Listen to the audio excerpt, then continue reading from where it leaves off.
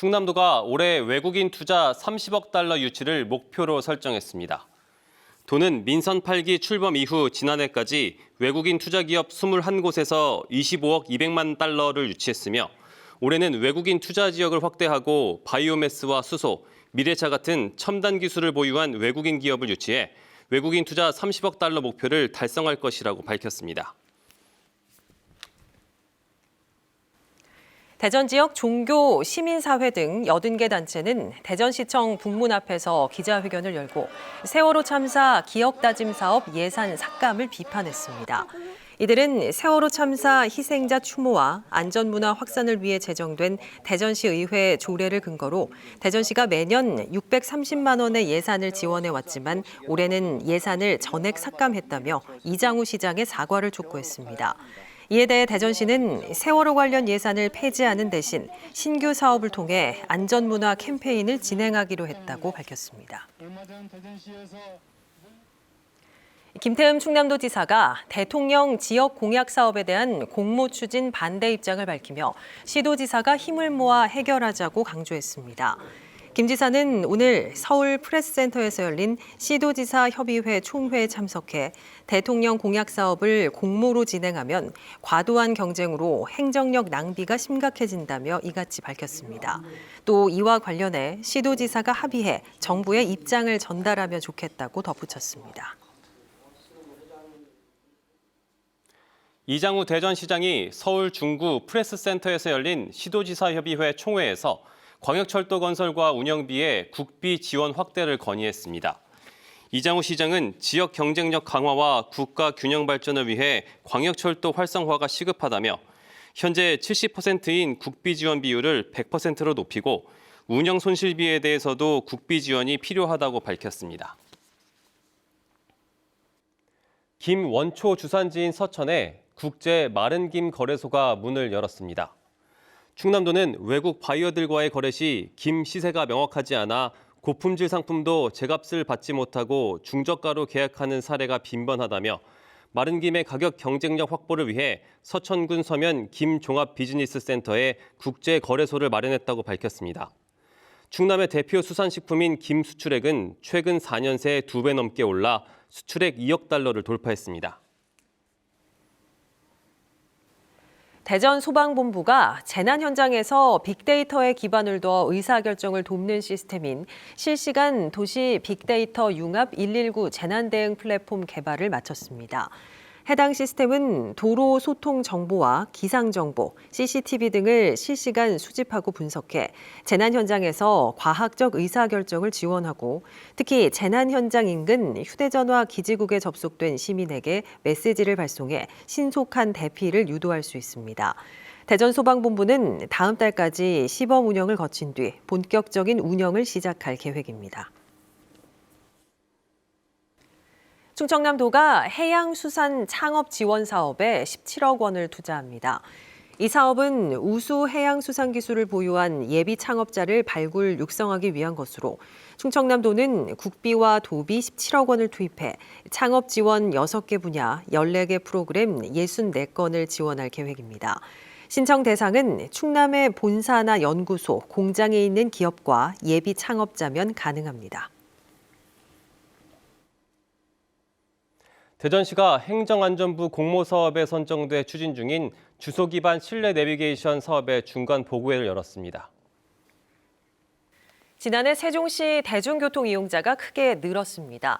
세종시에 따르면 지난해 버스 이용객은 BRT 증차와 운행 횟수 증회, 광역노선 신설 등의 영향으로 1,957만 명까지 증가했습니다.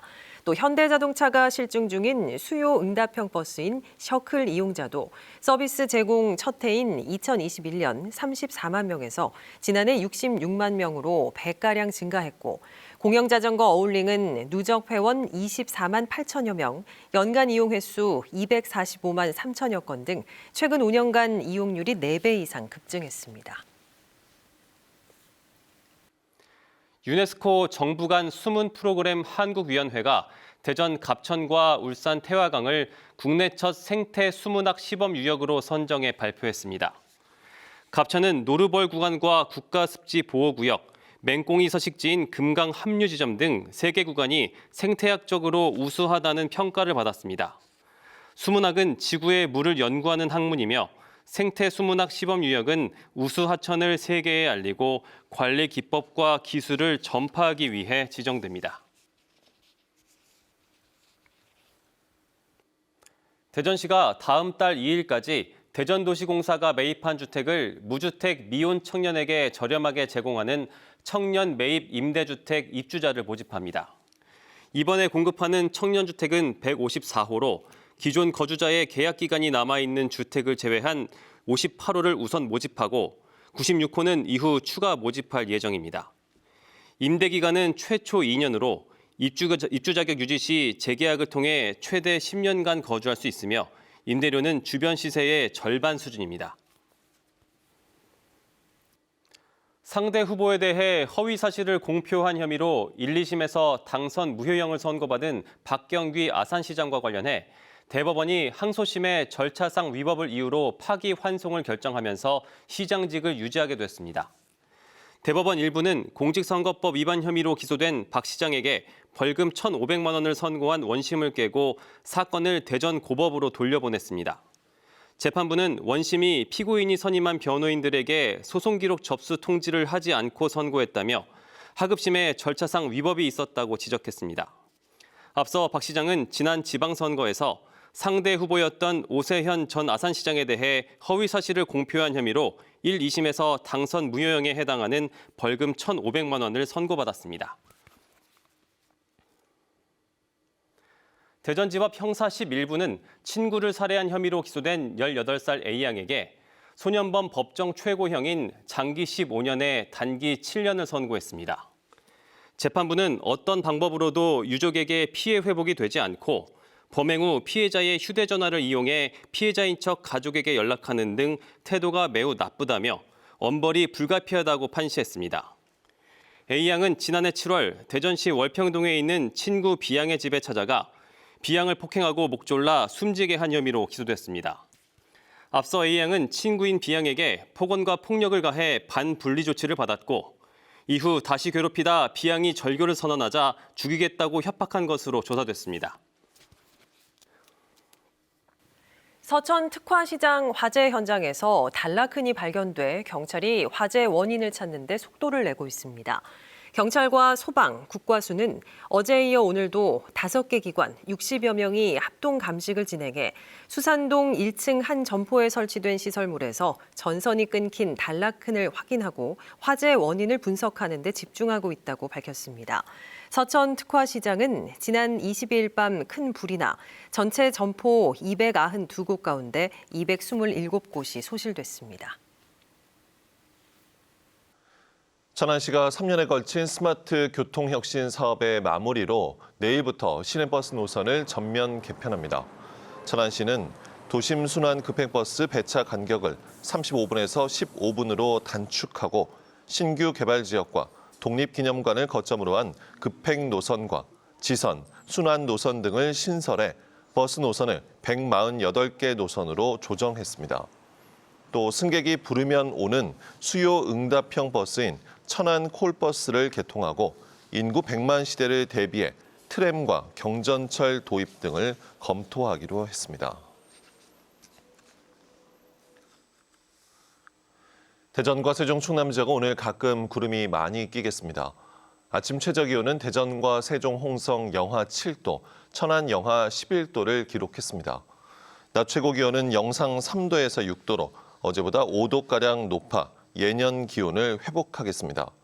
미세먼지 농도는 종일 보통 수준을 보이겠습니다. 주말인 내일은 구름 많겠고 아침 기온은 영하 7도에서 영하 3도, 한낮 기온은 영상 3도에서 6도로 예상됩니다. 서천군이 서천특화시장 대형 화재 피해 복구를 위한 통합지원센터를 설치 운영합니다. 통합지원센터는 피해 복구와 민원 접수, 재난지원, 심리지원, 대외협력팀으로 구성돼 재난지원금 접수와 성금 문의, 시장 재건축 관련 업무를 진행하게 됩니다. 또 충남신용보증재단과 충남지방중소벤처기업청, 충청남도와 함께 시장 상인들의 일상 회복을 돕기 위한 행정, 재정 지원에 나서기로 했습니다.